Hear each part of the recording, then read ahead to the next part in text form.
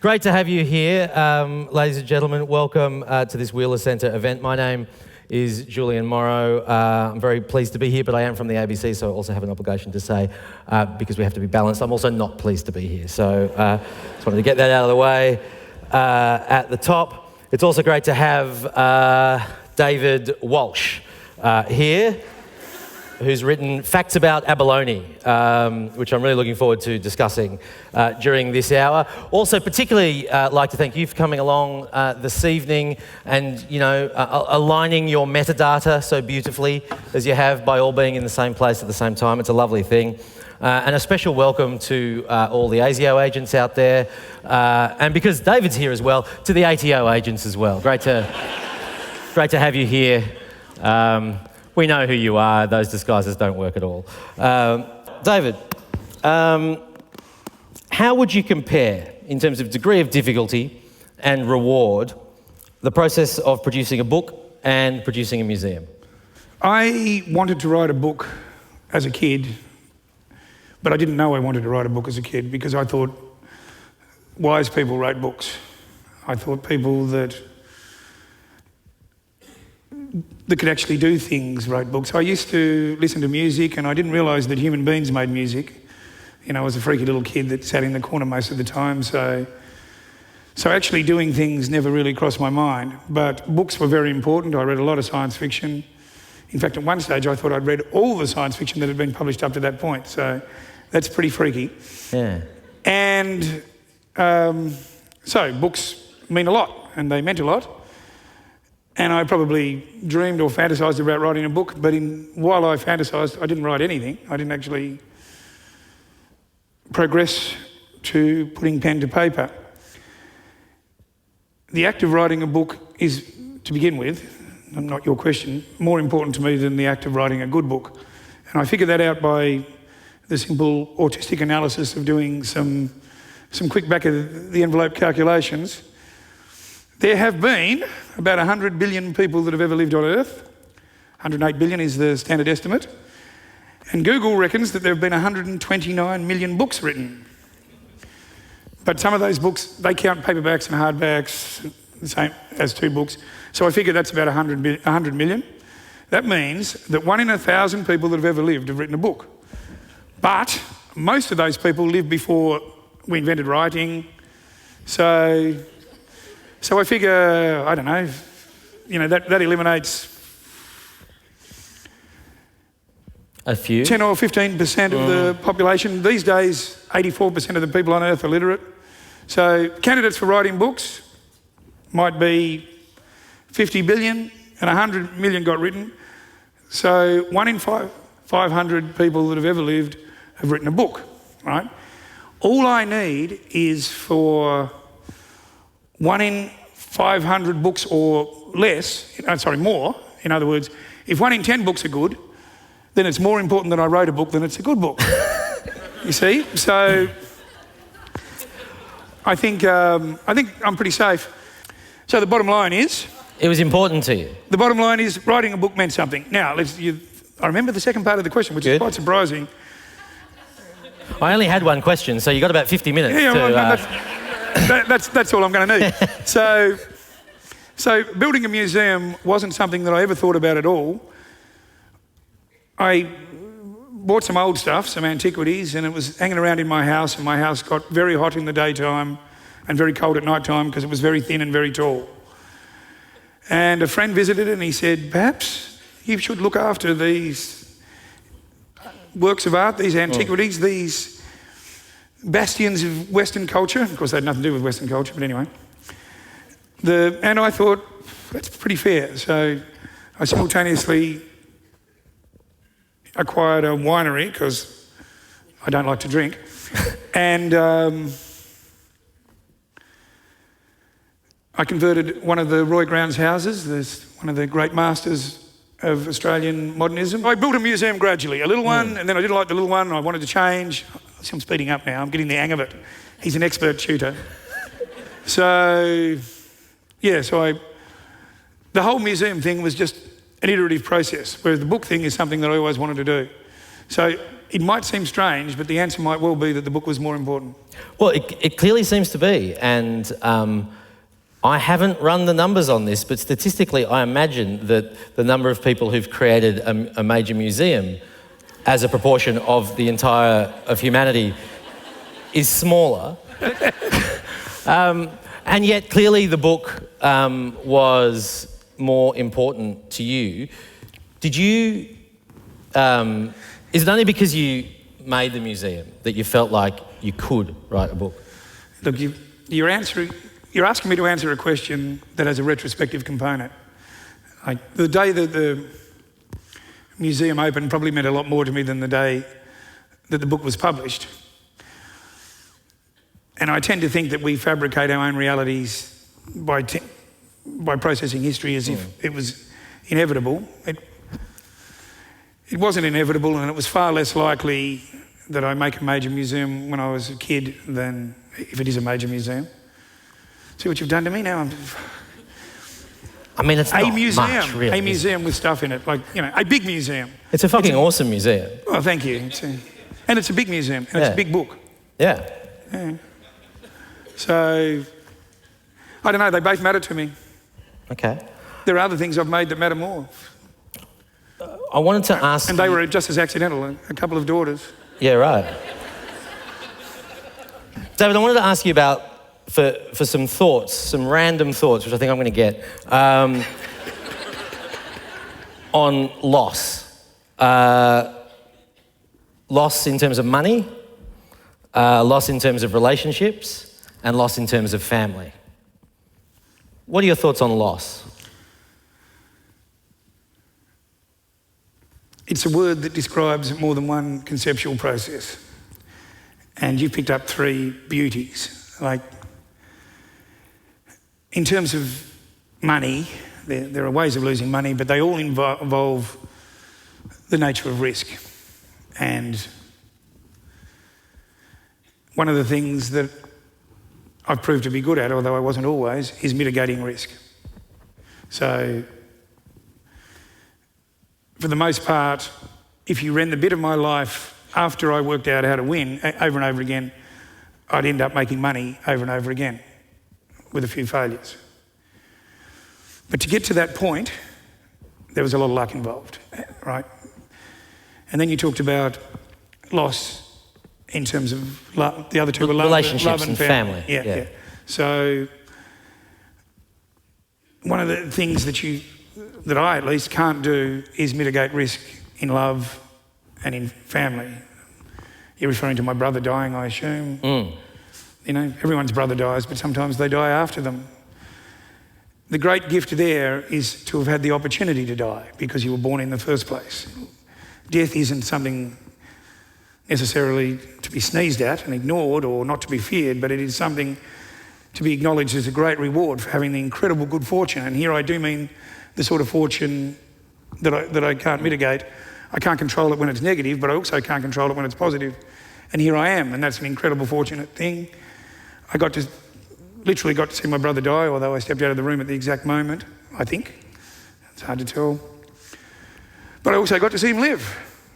And believe me, that was a thrill a minute. He was a wild man. And loves, well, I would contend that I'm in a pretty good place now. I recently got married. But obviously there were moments when I didn't know I was going to be in that place. All of those moments prior to that time.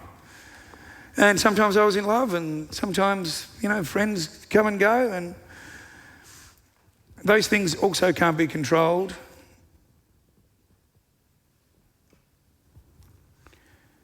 But I suspect that I was the sort of person that would never have had a valid relationship, except that I happened to have one in the first place.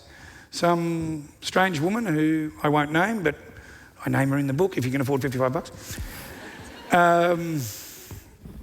Decided to lay down with me. I suspect she wouldn't have done it except for alcohol. My behaviour was modified, like it is now, except that now it's modified by 30 years of drinking instead of 1 moment of drinking.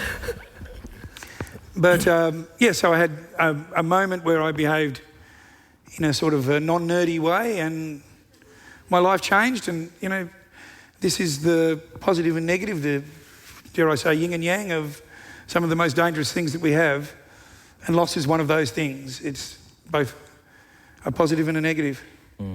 In terms of your brother, in the book, it comes back all the time. Often, when you might not be expecting it on a page. And every page, things turn up that you're not expecting. Is that how it is inside your head and your heart? I'll interpret that as a question about the nature of grief. Like, I don't believe that grief becomes less intense when it happens. But at least in relation to myself, and I've occasionally discussed this with others, and they have eventually described similar experiences. I think what happens is it erupts with the same intensity, but with a lower frequency as time goes on. When you're writing a book, you tend, and particularly it's an autobiography, there's a certain amount of self-satisfaction, self-reference, self-reverence involved in it.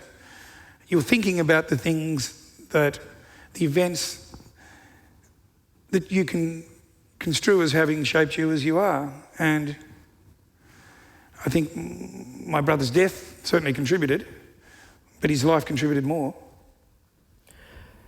How would you describe the form of this book? It doesn't have the same, as sort of memoirs or autobiographies go, it doesn't have the same structure as, say, Warnie, My Story. I wrote that one too. You wrote that too, yeah. Yeah.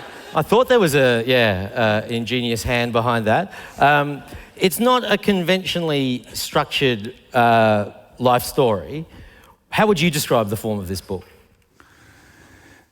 You talk about the content, I assume, not the fact that it looks like a Bible.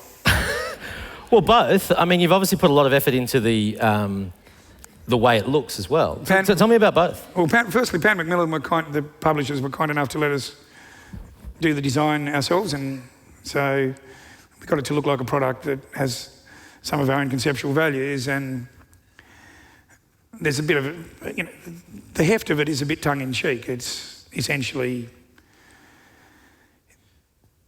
as the Bible might propose to be, or some have interpreted it to be, as the weight of all human wisdom. And sometimes I think that Ecclesiastes might have all human wisdom, but most of it is palpably rubbish. And that's what you were going for. But the King James thing is beautifully written. I just marvel at the language. It's completely wrong in every respect and beautifully written. That's what I was going for. So I jump about a lot. I tend to. It's not chronological, and part of that is because when I started writing it, I wasn't writing a book. I was just writing. But mainly. So when did you start writing it? So it was 4 years ago. Okay. I was on a plane to London, and I just started writing. And I could tell you now that I knew I was writing a book because I thought I'm writing a book.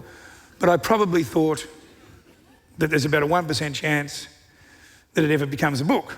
You write a sentence. They say most journeys begin with a step, but most steps don't go anywhere except to the kitchen or the toilet. Or onto stage in front of a bunch of people that I can't see but really admire now for laughing inopportunely. It's just a laugh track. It's an intellectual event laugh track. I've got control of it here.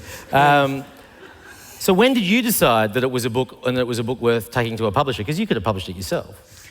So I wrote an essay for Griffith Review, right? And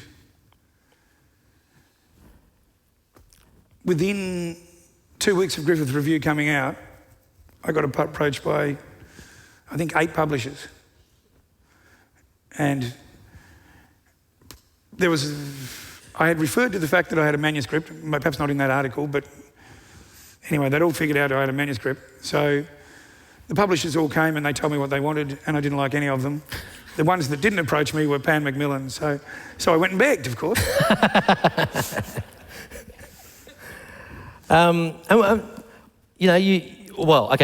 talk about the form a little bit more. One of my favourite moments in the book is when you discuss your views on, I think it's experimentation on animals, and then you start another chapter, you turn the page and you say, oh, I've changed my mind on that.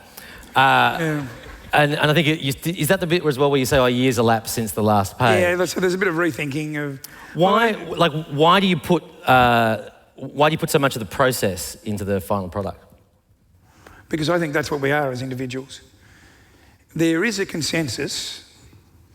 It comes from constant referral and doubt and scientific method that grows human knowledge. I'm not an instrumentalist, I'm not a postmodernist. I believe that there is reality out there and we are discovering it.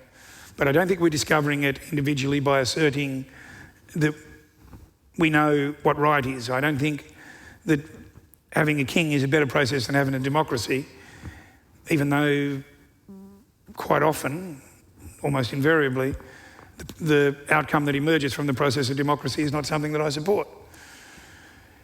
I think we create wisdom through consensus. Does that answer your question? I don't think it did it? No, but that's all right. But it was an interesting answer. One of the other things you say in the book is that, another idea you've got is the idea of building a museum for a dictator in a very illiberal society. Well, not necessarily. I just thought that they're likely to come up with the cash. Yeah, right. So while I've been doing the art museum thing, which, I managed to connive and cajole my way to paying with my money and my mate's money and the Commonwealth Bank's money and the tax department's money, they would contend. They say, yeah. I have been thinking about another. Well, the first thing is, anyone can build their own museum if they've happen to have $100 million lying around. Happens all the time. It happens all the time. It's going to turn out all right. You haven't got a committee. The usual things that fuck these things up aren't going on. Which completely contradicts the answer I gave to the last question, which is why it wasn't an answer at all. Yes, I see that. But anyway, what I'd like to do is build. Firstly, I know nothing about art, and the process of building the museum was an educative process for me. I was trying to learn something. It's a good way to learn, This is a bad way to learn. You should all be up here talking. Nobody should be listening. Except me, I should be out there. So you build a museum, it teaches you something. I thought I would like to build a public museum and see if I could do that okay as well, and actually build it about something I know something about, which tends to be more maths and science than art. So throughout the entire process, I was thinking, what would I do if I was building a science museum? And I think I've got a few good ideas and I'd like to build it. But I'd like to, I don't tend to piss around, so I'd like to build it on $1 billion scale, and that means someone's got to pay for it, and that made me think of, some despot applying for readmission to the human race. And, yeah, I suppose... So I don't really care. No, that's right. If there's someone out there that's got an honourable billion, I'm happy to, name it after them. It could be called the Wheeler Museum, for example. Yeah.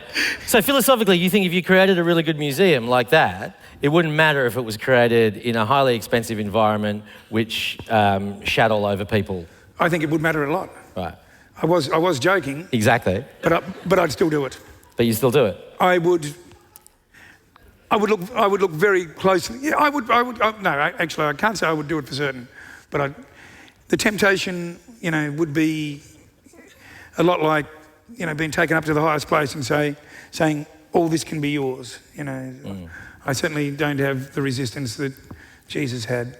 It's a shame you settled that tax dispute, because I would love to see you on a stand in front of a lawyer one day. That would be hilarious. You obviously think very seriously about philosophy and art, and yet you're very committed to not being particularly serious. You make jokes about things precisely when you would expect, a writer or a person to be serious. You're committed to subverting people's expectations. Why do you make jokes?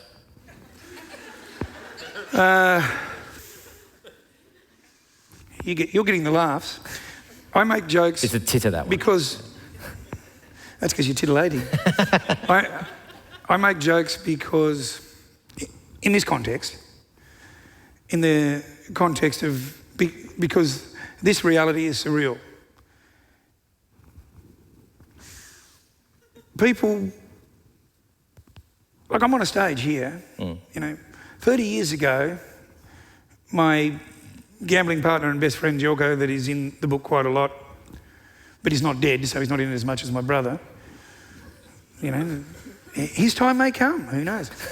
But he's waiting till you pay him back. 30 years ago, when I was the public servant that wore 2 wide ties and sat in the corner, and people described me as a nerd, except they didn't have the words, so they called me a freak, unless they wanted to help with, the next tax inquiry or a few years before their homework.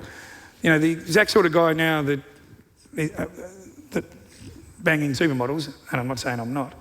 I'm married to married to a supermodel. So I had to say that because, that would have been the end of my sex life. But, and I mean it as well. But, yeah, so I was sitting in a corner, being a weird guy. Jorko says to me, I've got to go somewhere, book a hotel room for me, please.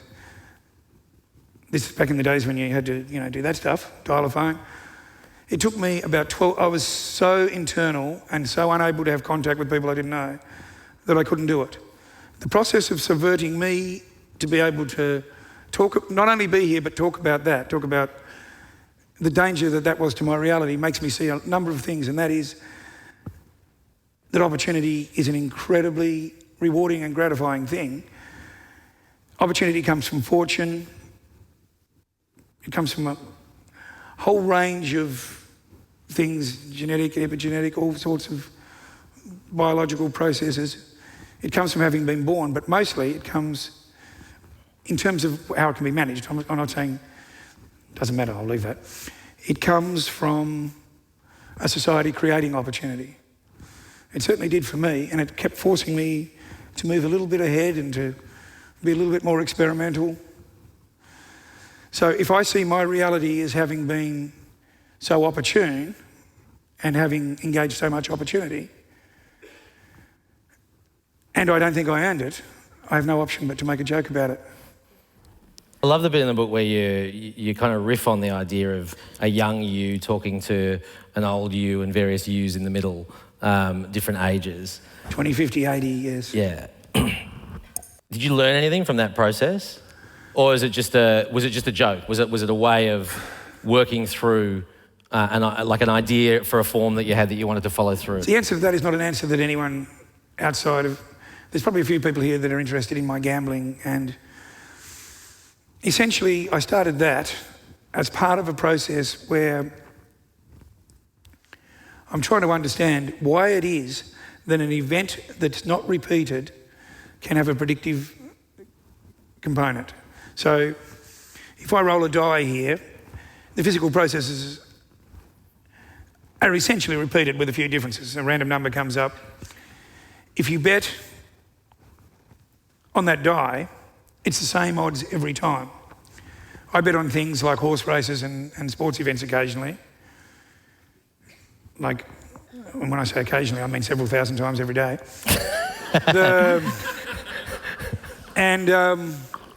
The processes that work for the die work for these events.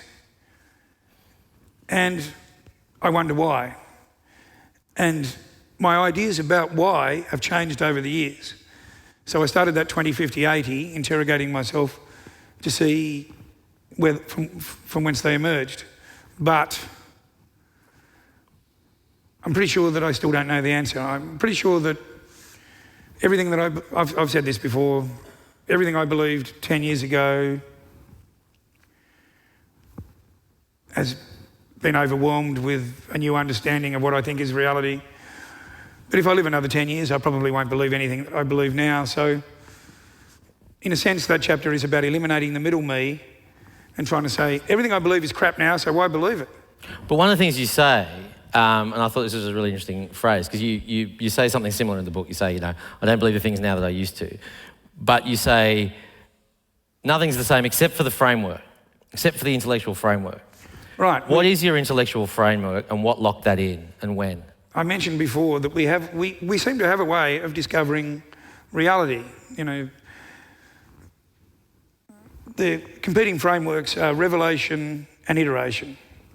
Gradually discovering stuff or being told by an authority or by God, right? Which one works the best?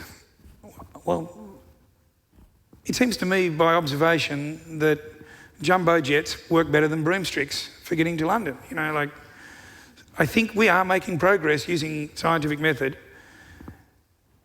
and we are not integrating a new reality by simply believing stuff. That's not to say that nothing that people believe has any hope of being true without testing. It's just to say that it doesn't become more probably true as time goes on. So that's the framework that I'm inhabiting. It's essentially what is now known as scientific method, but historically was known as doubt.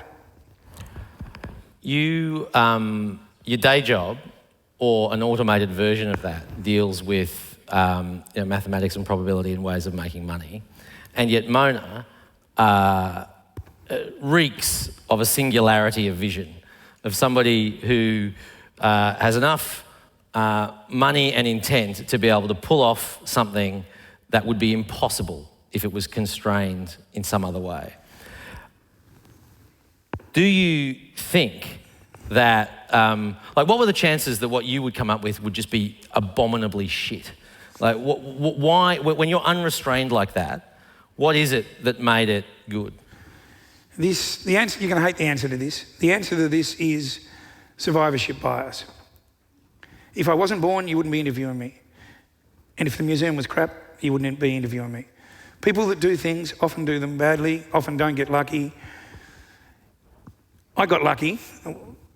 At least I can interpret it as having gotten lucky because people seem to have liked what I've done, right? If it wasn't good, I simply wouldn't be here. There is no mechanism except the selection process that comes afterwards, the post hoc process. So, having learnt that and having become more assured of that, if I did it again, it would be like restaurants. What makes a restaurant, and I say this in the book, what makes a restaurant good is lots of bad restaurants. Competition. What made me build a good museum was good luck. I should have engaged in the process that had iteration, and I didn't. So I think I just got lucky, and I think that this might seem like a cop-out. It's like the anthropic principle. You know, there's no explanation for why the universal constants are exactly as they should be to enable heavy elements, to enable life to evolve, etc., etc. It's just good luck, and that good luck engenders us, and here we are, and we can talk about it. It's a small question asking about a museum when there are so many of these big questions in our heritage. Do you put that in your prospectuses when you say you want to develop a casino or a restaurant? No, how would that give anyone any confidence in backing another project of yours? Aren't you underselling yourself by spruiking that principle so comprehensively? But having gotten lucky once surely increases the odds that I get lucky again. Because now I've learned something. Right, okay. Right? And, you know, there's nothing like notoriety to get things done. You know? Did you ever think that, were you ever worried that Mona would be dreadful? I'm still worried that it'll be dreadful. Okay. The answer is categorically yes.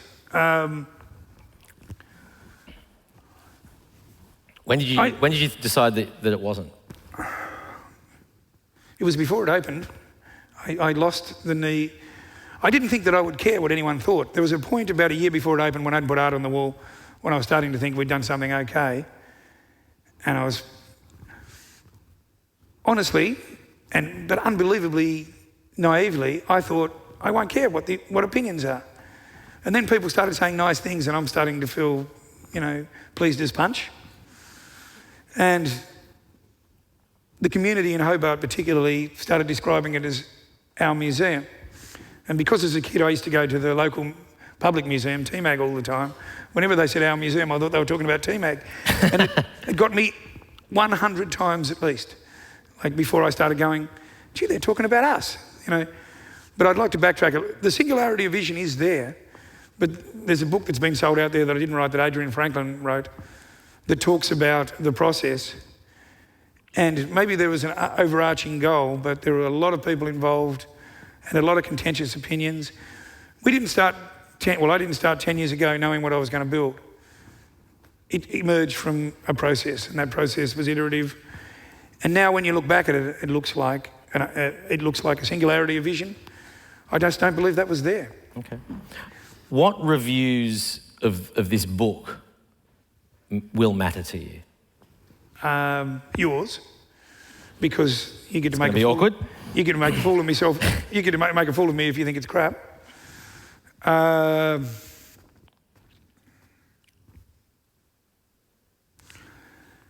I've spoken to people whose opinions I cared about enough that I'm already okay with it.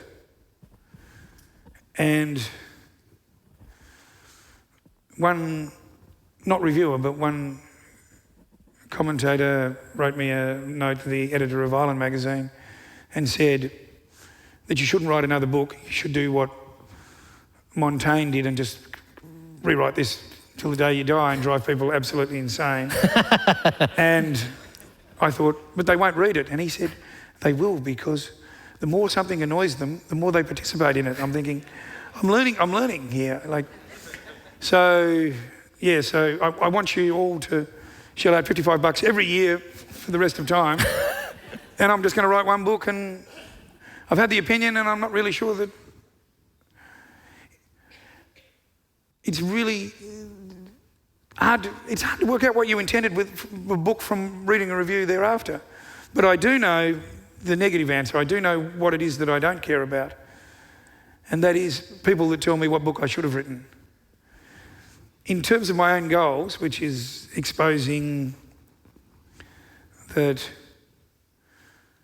my life is a ship afloat on a sea of chance, there can be good and bad reviews. But if someone says, I wish you'd written more about, I've had both of these comments. There's too much personal stuff and too little philosophy, and it should be all about him, and you should stop talking about the things that you think defines you, right? Totally polarised opposite views, and I'm thinking, and I don't really care about either of them. I care about the people that say, I see what you're trying to do, but you didn't quite get there, and then I would try to get there in the rewrite every year for the rest of time. Well, look, it's a very solid first draft. Well done, David. And as I'm sure you can tell from this discussion, it is a cracking read, and it's fascinating as a process to read, and it seems to have been a fascinating process to have written as well. If you, like me, have had the experience of walking into Mona and just being kind of taken aback by how amazing and special something that's happened here in Australia is, then you should buy this book, because you'll have the same experience there. David paid me to say that. And it was worth it. Yeah. It is a great read, and it's a fascinating insight into the wondrous workings of David's mind. And it's been absolutely fantastic speaking with David this evening. So, ladies and gentlemen, please join me in thanking David Walsh. Thank you.